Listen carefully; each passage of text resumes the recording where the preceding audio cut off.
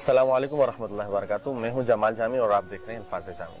आज मेरे साथ मौजूद हैं मौलाना हारून रशीद आदिल साहब। मौलाना की 30 साल से ज़ायद दीनी हलकों में खिदमत हैं, दीनी तालीमी इदारों में हज़रत खिदमत सर अंजाम दे रहे हैं। जामिया अबू हुरैरा में उस्ताजुल हदीस हैं और अपना इदारा भी माशाल्लाह चला रहे हैं, और वहाँ पर न सिर्फ इदारा है बल्कि इमामत और खिताबत की भी जिम्मेदारियाँ हैं। आज हज़रत तशरीफ़ लाए तो हमने सोचा कि हज़रत से कुछ अहम मौजू पर गुफ्तगू कर ली जाए। सबसे पहले मैं आपका शुक्रिया अदा करता हूँ कि आपने वक्त निकाला, आप तशरीफ़ लाए। और जो आज हम जिस मौजू पर गुफ्तगू करना चाह रहे हैं वो रमज़ान के हवाले से ही है, लेकिन थोड़ा सा हट कर है। जैसे आपने अक्सर देखा होगा, रमज़ान की रौनकें आपको हर जगह देखने को मिलती हैं, और रौनकों में जिस चीज़ का हम बड़ा जो तस्करा करते हैं वो रौनक होती है टूर्नामेंट्स की।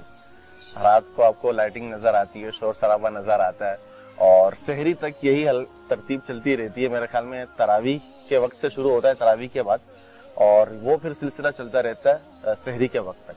तो इस हवाले से हम आपसे ये पूछना चाहेंगे कि ये जो रमज़ान की रौनकें हैं, क्या आया वाक़ईतन यही रौनकें हैं, या रौनकों को यहाँ पर जो है ना गलत तौर पर उसकी तारीफ की जा रही है? वालेकुम अस्सलाम व रहमतुल्लाहि व बरकातुहू। बहुत शुक्रिया आपका, तहे दिल से मशकूर ममनून हूँ कि आपने इस अहम मौजू पर गुफ्तगू का मौका फराहम किया मुझे। तो इस सिलसिले में मैं बहुत ही ज़्यादा एतदाल के साथ दो चार बातें अर्ज़ करूँगा आपको। जरूर है। पहली बात तो ये है कि उलमाए किराम को ख़ास तौर पर खेल कूद के मामले में थोड़ा सा तंग नज़र तस्वुर किया जाता है। ऐसा ही है। अल्हम्दुलिल्लाह मैं इस मामले में तंग नज़र नहीं हूँ। मैं अपनी फिटनेस के एतबार से, आप मुझे देख रहे हैं कि इस उम्र में भी अल्हम्दुलिल्लाह मेरी फिटनेस अच्छी है, तो उसके पीछे ये एक्टिविटीज मौजूद हैं। ठीक। फुटबॉल खेला हूँ, क्रिकेट खेला हूँ, वॉलीबॉल और बैडमिंटन, मुख्तलिफ सरगर्मियाँ जिसको आप तामीरी सरगर्मियाँ कह सकते हैं, जिम वगैरह। तो ज़िंदगी के मुख्तलिफ मौक़े पर मुख्तलिफ शोबों के अंदर ये सरगर्मियाँ रही हैं, और इनको अच्छा भी समझता हूँ और इनको तजराई भी करता हूँ। लेकिन दूसरी तरफ इस किस्म की सरगर्मियों से जो लोग नाजायज़ फ़ायदा उठाते हैं, और वो जो रमज़ान मुबारक के मुक़द्दस लम्हात हैं और ये जो मुबारक रातें हैं, इनको खेल कूद का और लाभ का सबब और ज़रिया बनाते हैं, तो मैं इन पर खुल के तनकीद नहीं करता हूँ। जिसको आप रौनक कहते हैं ना, तो इसको एक और एंगल से आप देखें कि मन साम रमज़ान ईमान व हिसाबन गुफ़िर लहू मा तक़द्दम मिन ज़ंबी। इसी रिवायत का अगला जुमला है कि मन काम रमज़ान ईमान व हिसाब। तो ये सामा और कामा, ये दोनों जब आपस में मिलते हैं तो तब जाके गुफ़िर लहू मा तक़द्दम मिन ज़ंबी के वो जो असरात है वो मुरतब होते हैं उस पर, या वो जो इनाम अल्लाह ताला की तरफ से गुनाहों की बख्शिश का सबब और जरिया बनता है, ये दोनों का लज़ूम है। अच्छा, इस सिलसिले में कुरान फहमी से अल्हम्दुलिल्लाह आप आशना होंगे, ये ज़ौक़ रखते होंगे। कुरान करीम में अल्लाह रब्बुल इज़्ज़त ने बाज़ चीज़ों को जोड़े की शक्ल में तज़किरा किया है उनका। जैसे आप जहाँ नमाज का तज़किरा होगा वहाँ ज़कात का होगा, अक़ीमुस्सलात आती ज़कात, आती ज़कात। इसी तरह जहाँ अल्लाह रब्बुल इज़्ज़त की वहदानियत का तज़किरा होगा, तो ग़ालिबन 5 या 6 मकामात पर मेरे इल्म में है कि वहाँ अल्लाह रब्बुल इज़्ज़त ने वालिदैन के हुस्न सलूक का भी जिक्र किया। वक़ज़ा रब्बुका अल्ला ताबुदू इल्ला बिल वालिदैन। तो ये जोड़ा है। इसी तरह अल्लाह रब्बुल इज़्ज़त ने तक़वा और सब्र, इन दोनों का आपस में एक साथ तज़किरा किया है, और तक़रीबन 5-6 मरतबा इसको भी मैंने देखा है, पढ़ा है मैंने। इन्नहु मन यत्तक़ि व यस्बिर फ़इन्नल्लाह ला युज़िउ अजरल मुहसिनीन। तो तक़वा और सब्र, ये दोनों आपस में, इन चीज़ों से हमें एक सबक ये मिलता है कि जहाँ एक चीज़ पाई जाएगी तो लाजिम बात है कि दूसरी चीज़ पाई जानी चाहिए, या इसको आप शर्त व मशरूत के तौर पर भी देख लें। यानी अगर एक चीज़ नहीं पाई जाती तो दूसरे का वो फ़ायदा नहीं होगा जो होना चाहिए। मतलब एक शख्स है, वो नमाज पढ़ता है, ज़कात अदा नहीं करता, तो उसके उस नमाज का जो फर्जियत तो साबित हो जाएगी, लेकिन वो जो असरात उसके ज़कात की वजह से नमाज पर मुरतब होने होंगे, वो असरात नहीं होंगे। एक शख्स है, वो अल्लाह की तौहीद का तो कायल है, लेकिन वालिदैन के साथ उसने सलूक नहीं करता, तो इसकी ये वहदानियत किसी काम की नहीं है जब तक कि वो वालिदैन के साथ تو اسی طرح رمضان مبارک کے مہینے میں یہ قامہ اور سامہ اس کو میں جوڑا سمجھتا ہوں. جن کو آدمی روزہ رکھے اور رات کو قرآن کریم سنے، رات کو نوافل پڑھے، تلاوت کرے، ذکر اذکار کرے، اللہ کے حضور کھڑا رہے، تو جب تک یہ قامہ اور سامہ کا یہ پیر نہیں بنتا نا، تو تب تک غفر اللہ ما تقدم من ذنبی کے وہ اثرات مرتب نہیں ہوں گے اس پر. یہ میرا اوپینین ہے، ہو سکتا ہے میں اس معاملے میں غلط نہیں بہت اچھا. دوسری بات یہ ہے کہ ہم کہتے ہیں نا کہ یہ تعمیری سرگرمیاں، تو یہ فٹ بال ہے، یہ کرکٹ ہے، یہ اسی طرح جمناسٹک ہے یا بیڈمنٹن ہے یا کبڈی ہے یا کوئی بھی ہمارا جو روایتی علاقوں میں جو کھیلے کھیلے جاتی ہیں، روایتی کھیلے کھیل جا کر، یہ ایک تعمیری سرگرمیاں ہیں، یہ مثبت سرگرمیاں ہیں.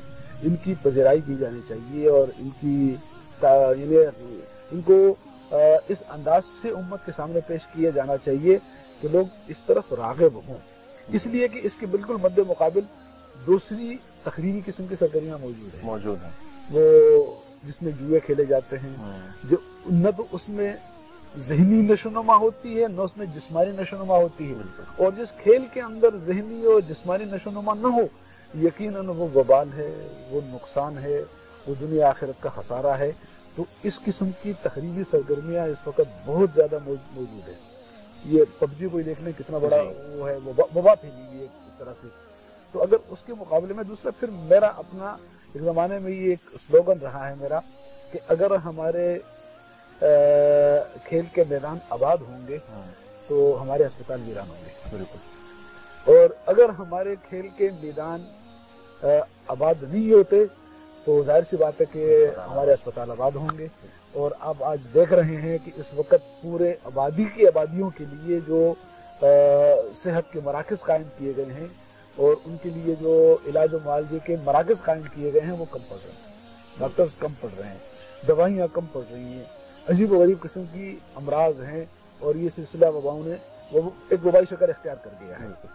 تو اس طرف بھی اگر ہماری یہ تعمیری سرگرمیاں ہوں اور نوجوان جو ہے وہ کھیل کے میدانوں کو آباد رکھیں شرائط کے ساتھ، تو میں سمجھتا ہوں کہ یہ پورے معاشرے کی تعمیر ہے اور اس سے ہمارے آنے والی نسل جو ہے وہ حدیث میں بھی آتا ہے نا کہ ایک طاقتور مومن وہ ایک ضعیف اور کمزور مومن سے زیادہ بہتر ہے. اور طاقتور آپ تب ہوں گے جب آپ مشق کریں گے، ایکسرسائز کریں گے، اور وہ جو تعمیری سرگرمیاں ہیں آپ کی اور وہ جو جسمانی ایکٹیویٹیز ہے آپ کی، آپ وہ اس میں اپنا کچھ وقت لگائیں گے تو ان جسد کار کا حقاً کا مصداق.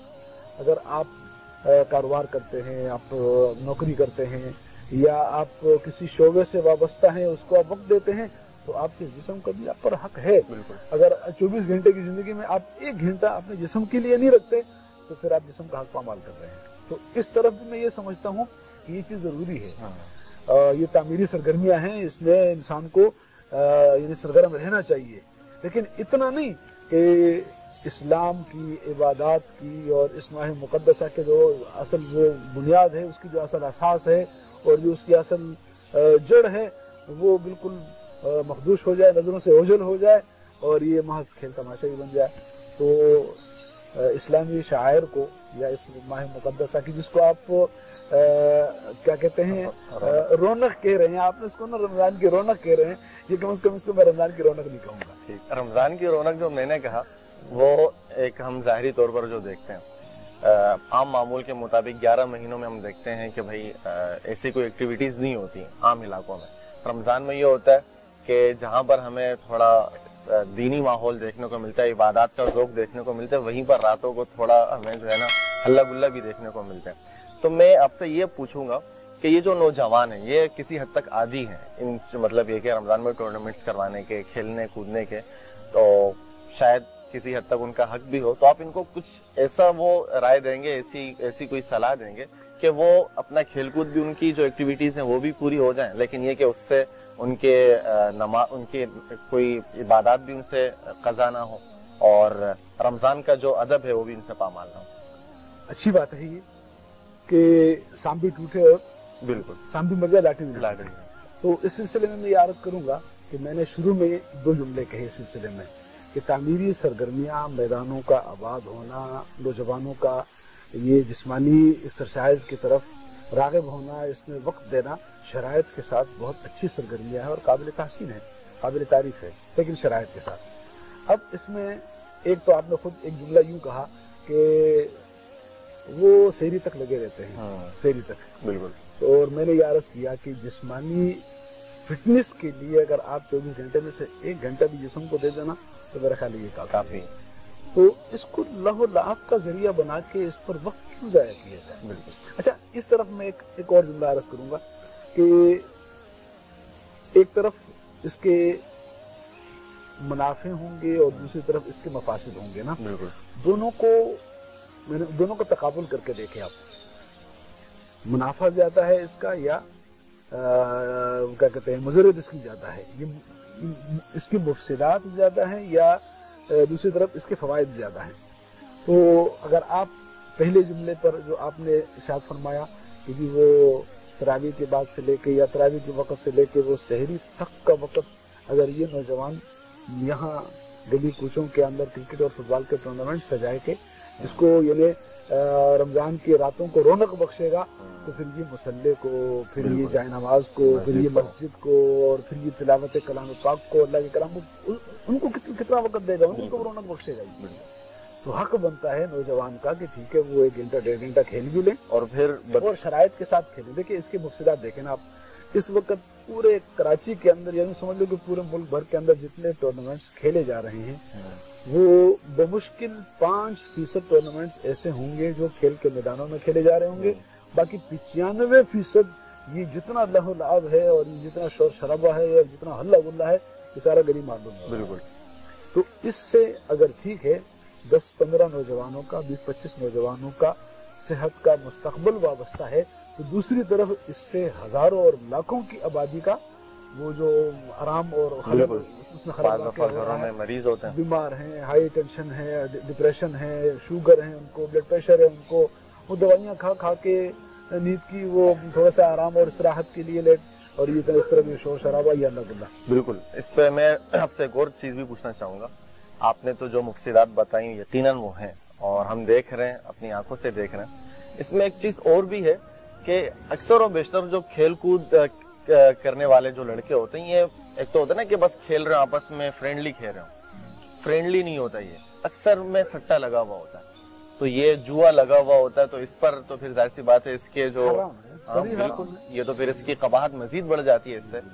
تو بہت ہی آپ نے عمدہ گفتگو کی, بہت بہترین گفتگو کی. ایک تو میں یہ عرض کروں گا کہ یہ چیز محدود ہے, اور محدود ہو کا مطلب کیا ہے کہ اس کا ایک ٹائم پیریڈ ہو, گلی کوچوں میں نہ ہو.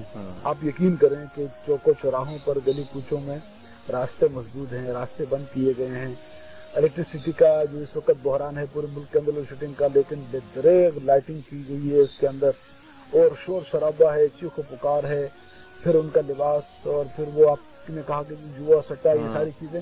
تو اگر اس قسم کے مفسدات کا سدباب کیا جائے تو پھر یہ تعمیری سرگرمی ہے, اس کو پھر جاری رہنا چاہیے. اس سے پھر رمضان مبارک کا تقدس پامال نہیں ہوگا. تو میرے ناصر منسٹری اللہ والحدیث صلی اللہ عن سبیل اللہ, اس آیت کے تحت میں نہیں کہوں گا کہ میں اس کو اس پر منطبق کر رہا ہوں. اس کا جو شان نزول ہے وہ بھی دنیا کو معلوم ہے, اور ہمارے اکثر علماء نے, مفسرین نے اس کو یہ جو گانے بجانے کا جو معاملہ ہے نا ان کے اوپر اس آیت کو منطبق کیا ہے. البتہ یشتری لہو والحدیث, اب یہ لہو کیا چیز ہے؟ لہو ہر وہ باطل چیز ہے جو آپ کو نیکی سے روکتا ہے, جو آپ کو حق سے روکتا ہے, جو آپ کو طاعت سے روکتا ہے, یہ لہو. اب اس میں جتنے بھی مفسدات آپ شامل کر سکتے ہیں آپ کر لیں. اگر اس میں سے یہ قباحت ختم کر دی جائے تو پھر میں اس کو واقعی کہوں گا کہ یہ رمضان مبارک کی رونق ہے اور اسے جاری رہنا ہے. بہت شکریہ, آپ نے وقت بھی نکالا اور بہت ہی بہترین گفتگو کی. قرآن و حدیث کی روشنی میں آپ نے رہنمائی کی, نوجوانوں کے ایک بہت ہی مثبت اور بہترین پیغام دیا. تو ہمیں اس پر ضرور غور کرنا چاہیے اور کوشش کرنی چاہیے کہ ہم آج ہی سے اس پر عمل کریں, اور رمضان مبارک کے جو بقیہ ماندہ ایام ہیں ہم انہیں قیمتی سے قیمتی بنانے کی کوشش کریں. اس میں ایک جملہ یوں عرض کروں گا کہ اللہ رب العزت نے رمضان مبارک کے مہینے میں ابتدا ہی سے شیاطین کو قید کر دیا ہے. بالکل. لیکن یہ والے بیگ ہیں, کچھ چیلے ان کے ایسے ہیں کہ جو ان کا فریضہ सर अंजाम दे रहे हैं और जो उनकी जानशीनी कर रहे हैं और उनकी कमी को पूरा कर रहे हैं। ऐसा ही हाँ, तो ये वमन काम रमजान ईमान व इहतिसाबन का मामला ये बहुत नाजुक मामला है और क़याम जो है तरावी की शक्ल में हो, तहज्जुद की शक्ल में हो, और इससे उम्मत को और उम्मत की माँ बहनों को, बूढ़ों को, ख़वातीन को, फिर राह से गुजरने वालों को अगर ये तकलीफ ना हो और उनको अजियत ना हो तो फिर क्योंकि बहुत अच्छी बात है ये। और अगर ये मुफ्सदात इसमें हों तो इनकी मजम्मत की जानी चाहिए, इनकी हौसला शिकनी की जानी चाहिए। और ये उम्मत के नौजवान हमारे बच्चे हैं, हमारा मुस्तकबल है, और हम ही इनको अगर से राह नहीं दिखाएंगे, हम ही इनकी तरबियत नहीं करेंगे तो जाहिर सी बात है कि अपना मुस्तकबल खराब करेंगे। चलें, बहुत शुक्रिया आप हजरात का, आपने पूरी गुफ्तगू सुनी, इंशाअल्लाह आपके लिए बहुत मुफीद साबित होगी, तो दुआओं में याद रखें। और साथ में आपको एक और भी अच्छी खबर देते जाएं कि हजरत कल उम्रे पर जा रहे हैं, तो आपसे दुआओं की दरख्वास्त है खुसूसी तौर पर हमारे लिए भी और नाजरीन के लिए भी। तो इंशाअल्लाह आपसे फिर मुलाकात होती रहेगी, आपसे भी, और इंशाअल्लाह दोबारा आप हमारे चैनल पर आते रहेंगे। इसके साथ ही हमें दीजिए इजाजत। अस्सलामु अलैकुम व रहमतुल्लाह।